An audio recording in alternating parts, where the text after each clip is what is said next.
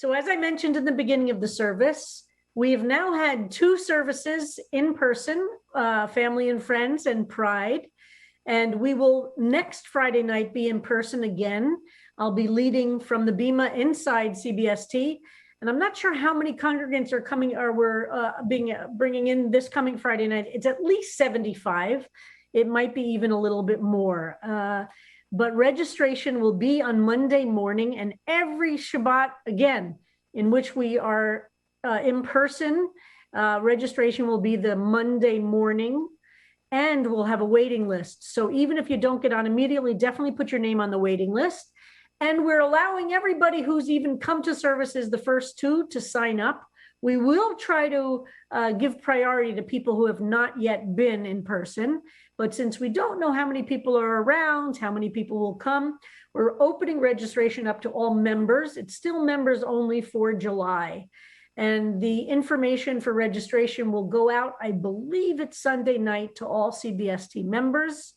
And you can register as of 9 a.m. Monday morning for Friday night service. And I look forward to seeing whoever will be coming Friday night.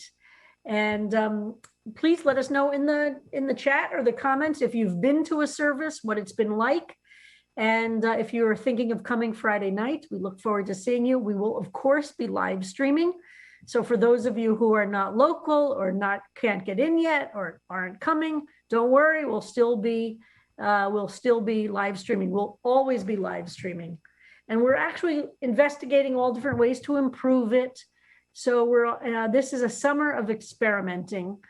Before we buy any new equipment, we're trying out different things. So we appreciate the feedback, the patience. We're in community together trying to figure it all out. And wow, it is not easy to do.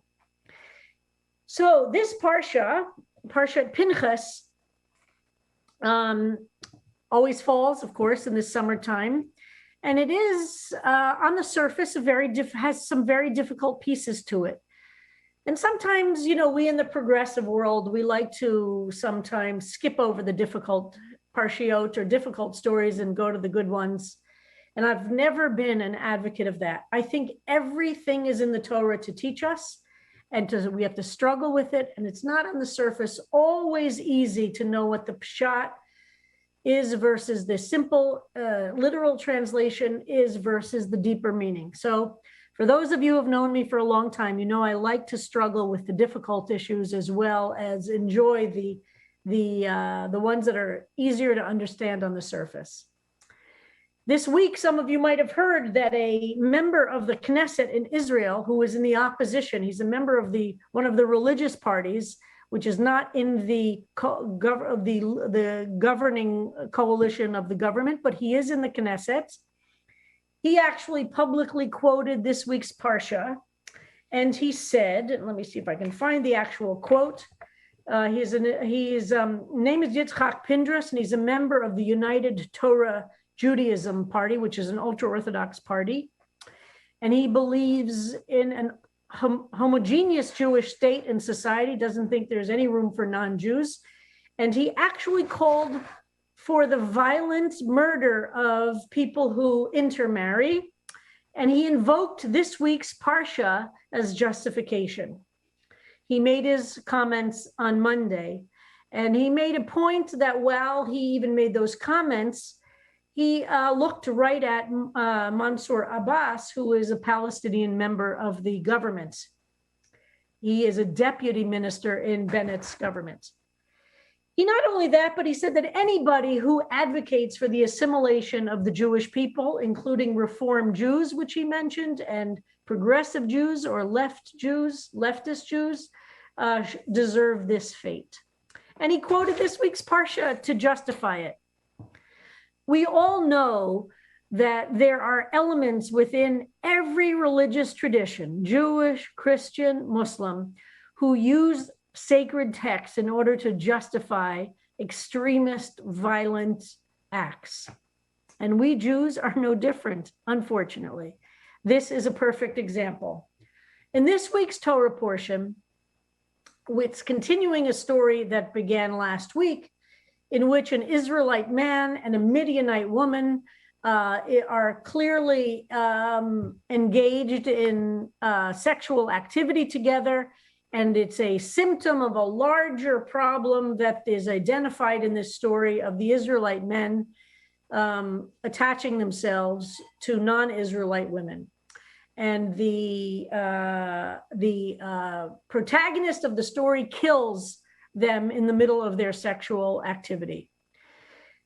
Many have interpreted the story as being an example of holding up Torah values, even when there are those who, how shall we say, want to water down the Torah.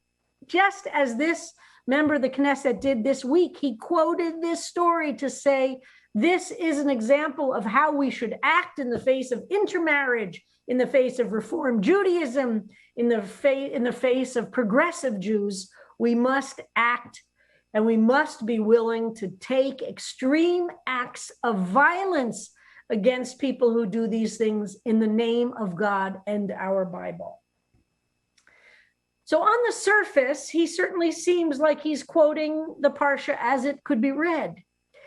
Now, here's what becomes more complicated, is how do we understand stories like this one in the Bible?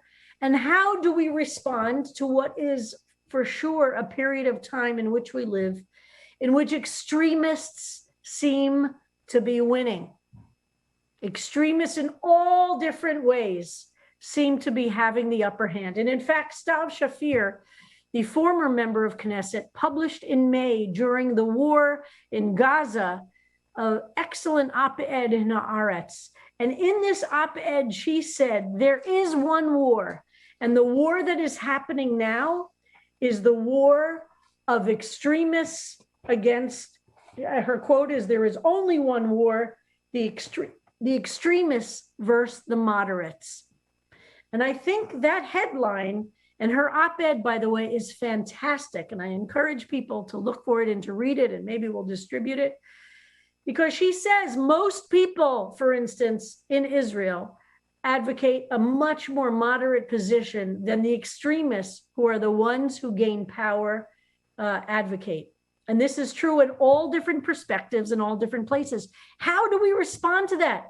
How do we respond in a moment that our Bible is used by a Jewish Orthodox man to say it justifies killing people who intermarry or who are Reform or progressive Jews? So what is this battle of extremism and moderates? I have to say, as somebody who's held very strong opinions in my life, I'm torn about this. How do we respond to this if we care deeply about something? And don't we know of the famous quote that I think it's attributed to Goldwater? And let me get the exact quote so that we can have it. I looked it up so that I can. We know this famous quote, and it's attributed to Barry Goldwater. Extremism in the defense of liberty is no vice, and moderation in pursuit of justice is no virtue. Let me repeat that. Extremism in defense of liberty is no vice. Moderation in the pursuit of justice is no virtue. I would argue that this concept infects people on the right, and it infects even those of us on the left. The idea that moderation in pursuit of justice is not a good thing is confusing. And we are struggling to find ways to respond to evil in the world. Extremism in the defense of liberty is no vice, and moderation in the pursuit of justice is no virtue. Many on the right have quoted Goldwater for years to support their freedom theology in America. But many on the left feel the same way, even if they're not going to vote Goldwater. I mean, after all, think of Malcolm X's comment. My reason for believing in extremism, intelligently directed extremism in defense of liberty, extremism in quest of justice, is because I firmly believe in my heart that the day the Black man takes an uncompromising step and realizes he's within his rights, and when his own freedom is being jeopardized, to use any means necessary to bring about his own freedom or to put a halt to that injustice. How can we possibly argue with that?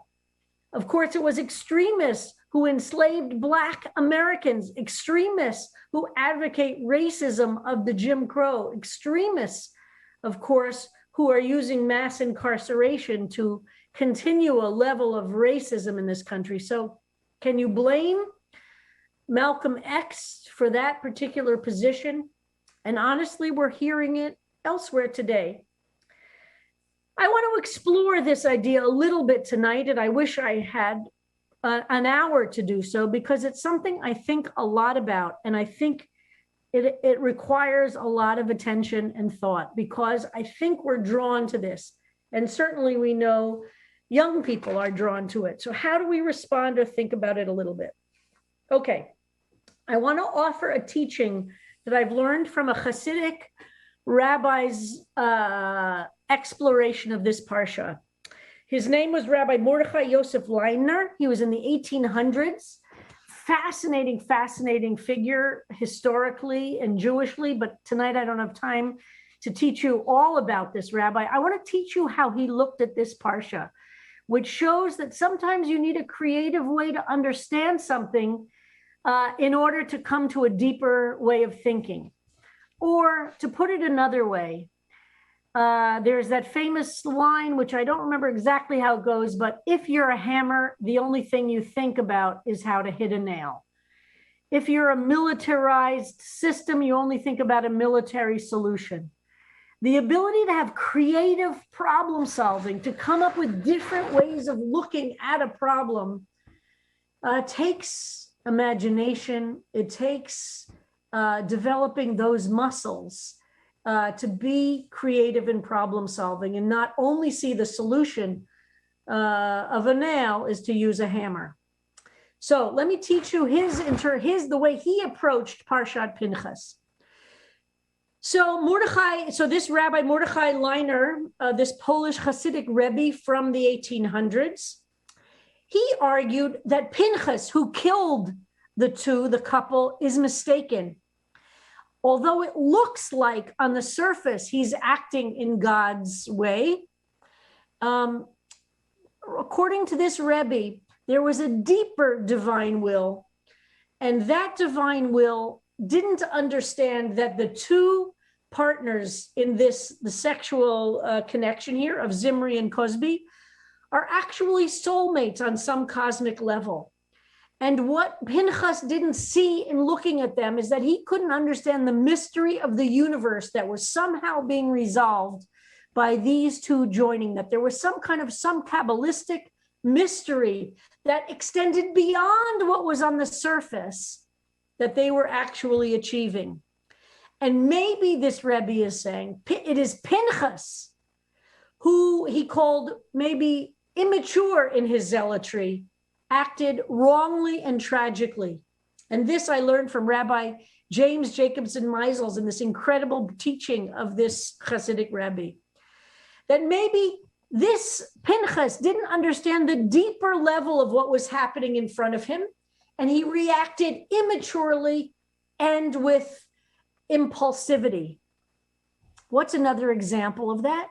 Moshe Rabbeinu, Moses, the one who becomes our liberator as our ancestor, we're taught when he was immature and younger, he saw a violent act happening against the Israelites. Remember that story? He saw a slave master, a taskmaster, hitting a Hebrew slave violently. Now that for sure on the surface was a terrible, terrible thing. But what was his response? He killed the taskmaster. He responded an eye for an eye, and he responded impulsively. The problem was that impulsive act did not free the slaves. It wasn't a strategic campaign to free the slaves. It in fact generated a worse reaction from the taskmasters to the slaves, and the enslaved Hebrews reacted against Moses. They said, "What are you doing? You're making our lives worse." And Moses then had to flee to Midian, where he had to grow up. He had to develop maturity and understand. He had to become a labor organizer and a community organizer and understand to create justice in this world is not just impulsive acts of violence. There must be strategy and thoughtfulness and long-term building of coalitions and hard work. And only when he was ready to understand that could he see and understand the message of the burning bush, which sent him back to Egypt to become a liberator. He had to mature. He had to understand things don't happen because one has impulsive emotional acts. So this Rebbe understood what Pinchas did was something like that. He was reacting impulsively. The act itself, this Rebbe understood to be on a different level. So Pinchas, according to the Parshat of the text, and Zimri are both acting on these radical levels of truth. And I would argue, along with others who have studied, that this story, in fact, becomes a negative story of teaching. Sometimes stories are there to teach us how not to behave. Sometimes stories are there not of models of what to do, but models of what not to do.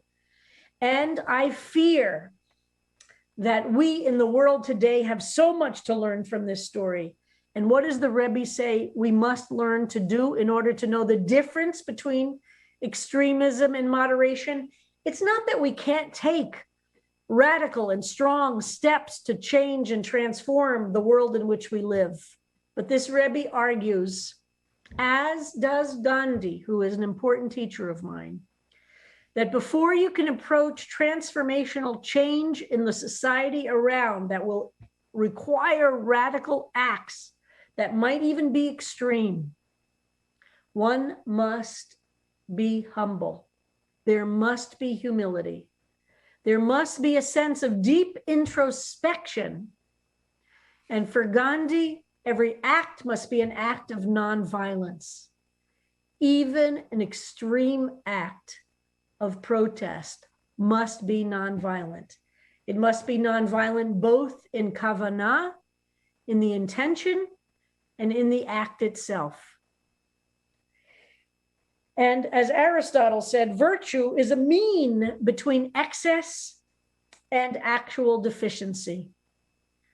We must be extreme in our advocacy, I think, of moderation, of learning to be humble, to be willing to take acts in the face of tremendous injustice, but to do it with humility and a sense of introspection, and I believe with nonviolence. I agree with Stab Shafir that the world we are in is in a war between extremism and moderation. It's not just justice and injustice, but I disagree with Malcolm X that by any means necessary will bring us to a promised land. I do believe that we must be relentless, that we must be extreme in our moderation, which means to be extreme in our humility and in our introspection, to always be checking in on ourselves and making sure it is not our ego we are feeding, but rather the creation of a new and a just world that will reflect God's will for all of us.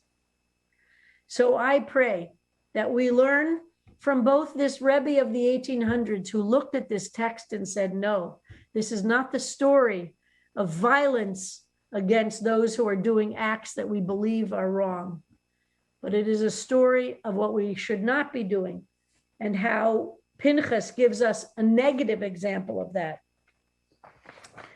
This Rebbe, introspection and humility can prevent us from acting rashly based on anger and misguided self-certainty.